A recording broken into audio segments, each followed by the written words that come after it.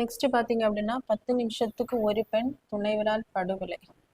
So இதில் இருக்கக்கூடிய current affairs பார்த்தீங்கன்னா group 1 main syllabus paper 3 international ஆர்கனைசேஷனில் வந்து கவர் ஆகும். International organisation.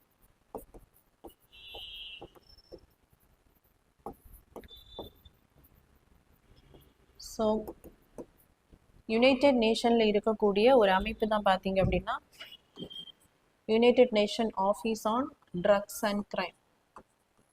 ஸோ இந்த அமைப்பானது அந்த உலக அளவில் இருக்கக்கூடிய போதைப் பொருளால் ஏற்படக்கூடிய அந்த குற்றங்களை குறைப்பதற்காக இருக்கக்கூடிய அலுவலகம். ஸோ அதே மாதிரி யுனைடெட் நேஷனில் பெண்களுடைய அந்த எம்பவர்மெண்ட்டுக்காக இருக்கக்கூடிய அமைப்பு தான் யுனைடெட் நேஷன் விமன்ஸ். ஸோ இதனுடைய தலைமையகம் பார்த்தீங்கன்னா